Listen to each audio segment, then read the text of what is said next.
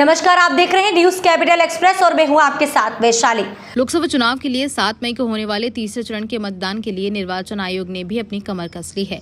मध्य प्रदेश की बात की जाए तो तीसरे चरण में मध्य प्रदेश की 9 लोकसभा सीटों पर मतदान होना है, जिसके लिए सुरक्षा और व्यवस्था के पुख्ता इंतजाम किए गए हैं। मुख्य निर्वाचन पदाधिकारी अनुपम राजन ने बताया कि मतदान दलों के लिए पोलिंग पार्टियां रवाना हो गई हैं। तय समय के अनुसार मंगलवार को सुबह 7 बजे से वोटिंग शुरू हो जाएगी। तेज धूप को देखते हुए छांव की व्यवस्था भी पोलिंग बूथ पर की गई है। इसके साथ डॉक्टर की टीम भी मौजूद रहेगी। अनुपम राजन ने बताया कि 9 संसदीय क्षेत्र के 19 जिलों में मतदान होंगे। तीसरे चरण में होने वाले मतदान के लिए मध्य प्रदेश में 127 प्रत्याशी मैदान में हैं और इनमें से 9 महिलाएं शामिल हैं। सबसे ज्यादा भोपाल से 22 उम्मीदवार हैं, वहीं भिंड से सबसे कम 7 उम्मीदवार हैं। मुख्य निर्वाचन पदाधिकारी ने बताया कि चुनाव की तारीख का ऐलान होने के बाद से अभी तक विभिन्न चेक पोस्टों पर 280 करोड़ रुपए की सामग्री जब्त की गई, जिसमें नगद शराब, सोना चांदी और मादक पदार्थ भी शामिल हैं। तक आचार संहिता लगने के बाद से, या यूं कहें कि चुनाव की घोषणा के बाद से अभी तक जो विभिन्न नाके जो लगे हैं राज्य में, इंटर स्टेट और इंट्रा स्टेट, उसके माध्यम से जो जब्ती की कार्रवाई हुई है, उसका जब हम वैल्यू देखते हैं तो वो 280 करोड़ रुपए की सामग्री की जब्ती हुई है, जिसमें नगद भी है, शराब भी है, सोना चांदी है, मादक पदार्थ हैं और अन्य सामग्री।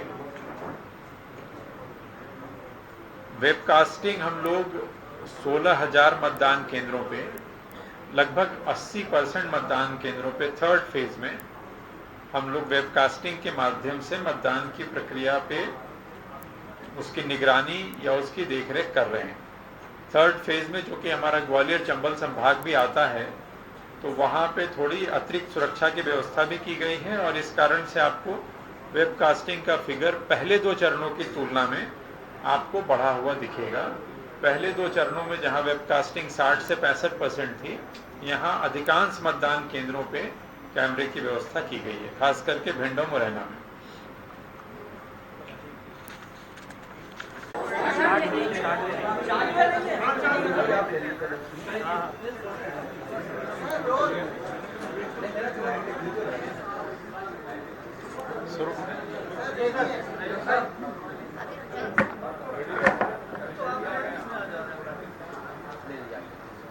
और तीसरे चरण का चुनाव 7 मई को, मतलब कल है अपने यहाँ। फर्स्ट 2 फेजेस हो गए हैं, जैसा आप जानते हैं, 19 तारीख को और 26 तारीख को पिछले महीने।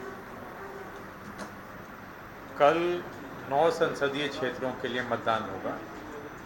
मुरैना, भिंड, ग्वालियर, गुना, सागर, विदिशा, भोपाल, राजगढ़ और बैतूल।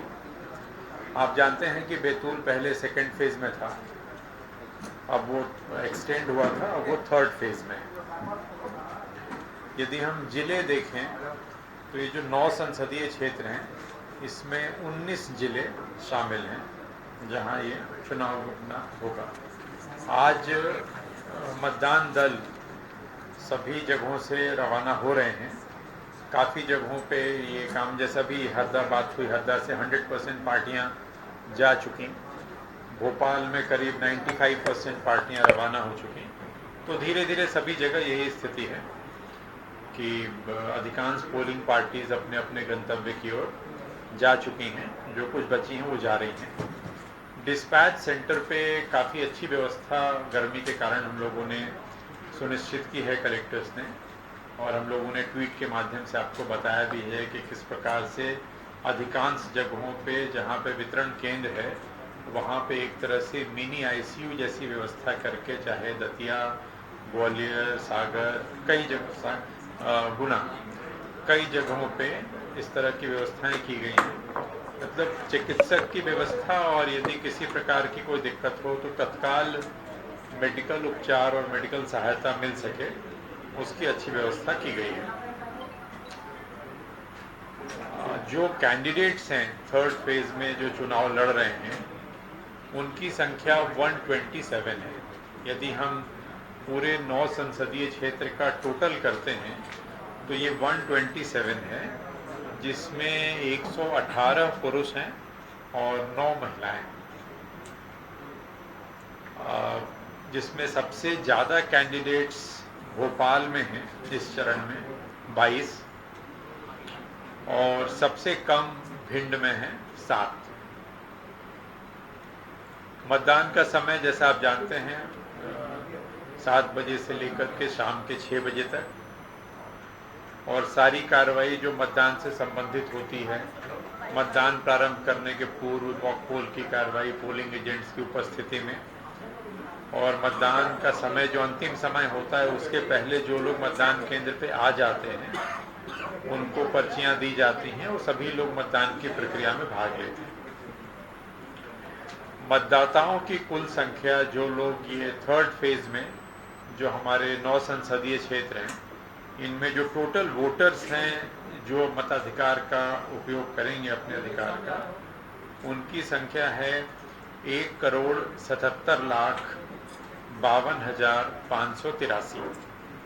1,77,52,583 177,52,583। इसमें पुरुष मतदाता हैं 92,68,987 92,68,987, और महिला मतदाता हैं 84,83,105 84,83,105। Third gender 491। यदि हम श्रेणीवार देखते हैं तो जो दिव्यांग मतदाता हैं 3rd फेज के लिए, उनकी संख्या है 1,66,431। जो 85 प्लस के मतदाता हैं, 85 साल से ऊपर के मतदाता हैं, उनकी संख्या है 88,106। ये इसलिए महत्वपूर्ण है, आप जानते हैं कि 85 साल से ऊपर के लोगों को यदि वो चाहें तो वो घर से वोट कर सकते हैं। 100 साल से ऊपर के मतदाता 100 प्लस के मतदाता की संख्या है 1,804। जो हमारे सर्विस वोटर्स हैं इस फेज के लिए, जो लोग आर्मी में हैं, सेना में हैं, जिनको हम ETPBS भेजते हैं, उनकी संख्या है 36,778 36,778। 18 से 19 वर्ष के जो मतदाता हैं उनकी संख्या है 5,25,179 525,179।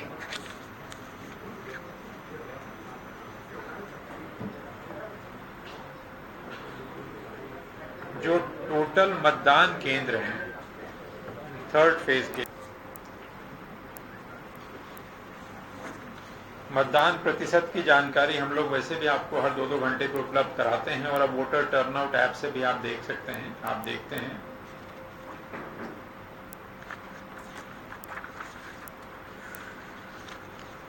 इसके अलावा जो कानून व्यवस्था की स्थिति है यदि उसको देखते हैं तो जैसा मैंने आपको पहले बताया कि आर्म्स लाइसेंस तो लगभग सारे जब्त हो चुके हैं, जब्त इन द सेंस कि थाने में जमा कर दिए गए हैं।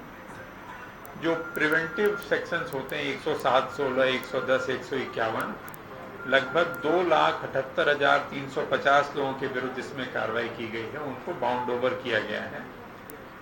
करीब 60,000 से ज़्यादा वारंट्स की तामीली कराई गई है। आज की स्थिति में हमारे करीब 800 नाके हैं जो लगे हुए हैं, 307 नाके हैं जो अंतर्राज्यीय हैं, और 495 नाके हैं जो राज्य के अंदर के हैं। इनके माध्यम से लगातार निगरानी की जा रही है। जो FIR दर्ज हुई हैं आचार संहिता के दौरान, अभी तक वो 1433 हैं। 1,433 FIR दर्ज की गई हैं आज की स्थिति में। सी विजिल के माध्यम से जो शिकायतें मिली हैं उनकी संख्या 4,435 है, जिसका समय पे निराकरण किया गया है। जिला बदर के जो केसेस हैं जिसमें जिले से बाहर करने की कार्रवाई की जाती है, उसके 1706 प्रकरण में फाइनल ऑर्डर हुआ है। उसी प्रकार से जो नेशनल सिक्योरिटी एक्ट है NSA की कार्रवाई होती है, उसमें 36 प्रकरणों में कार्रवाई की गई।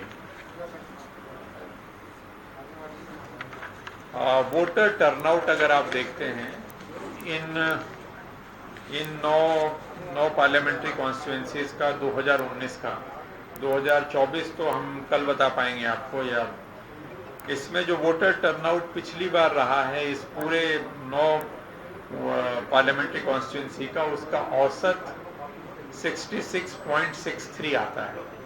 उसका औसत 66.63 है। इसको यदि हम संसदीय क्षेत्रवार देखें तो मुरैना में पिछली बार वोटिंग हुई थी 61.95।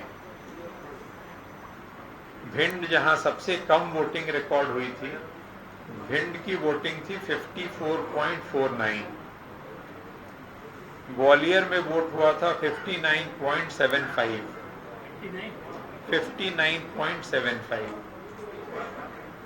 गुना में 70.02। सागर में 65.47। विदिशा में 71.61।